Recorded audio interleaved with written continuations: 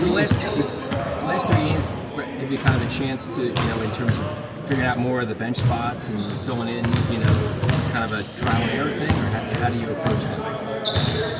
A little bit the same way. The Brooklyn game was disappointing because, we talk about energy and, competing and we also talk about tolerance versus patience. And that's not the team that we are. Because if you saw us against Oklahoma City, another really good team, and then you saw us against Brooklyn, a title contender, who was that? And we went through today, there are some things that, and when I say aren't acceptable, I'm saying that in a way I need to show them and help them and teach them. And then it's on them. Then it's up to, energy and just competitive spirit and all that. But that wasn't us. And I will use the game to blood people and play people accordingly. But at some stage after you get through that, you need, people that are going to compete on the floor and do what we said. Do you think they got intimidated a little bit sometimes? Is that what you think? I think what happened was we have spent so much time running. And for the first time, we weren't getting stops. And they were getting back. And not only weren't we getting stops, they're so big positionally at every position. They were posting us and we weren't rebounding and, perhaps it was a little deflating and then we weren't able to run.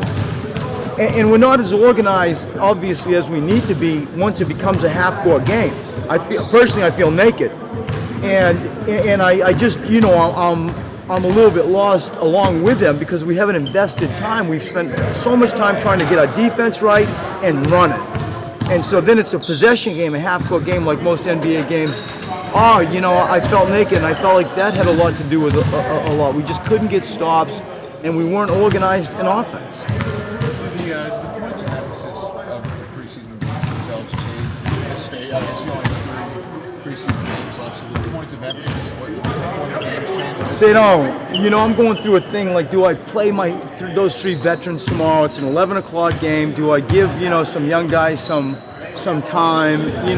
That's going through my head. And, after that, the big picture points don't change.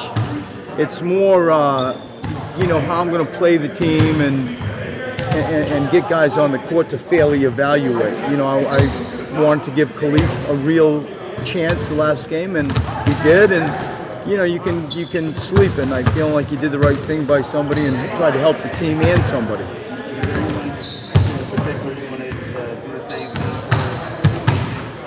All those young guys you could throw into the Khalif basket. Hollis is still somebody that interests me at a 3 spot. He took a hit for the team, when we had no bigs and we played him at a 4. That's not his position. He's an NBA 3-man. And maybe a small ball 4-man in a real squeeze and a pinch. But I want to give him, some minutes and a real, genuine look at the 3 spot.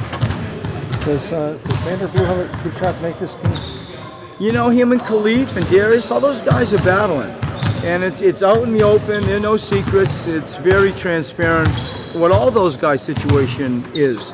And I like Vander because he doesn't, there's no back down, and he's got some dog in him, and he's got some athleticism in him, and they're different players entirely, but yes, to that question, him and a few others. I thought he played well down at Delaware. He did, yeah.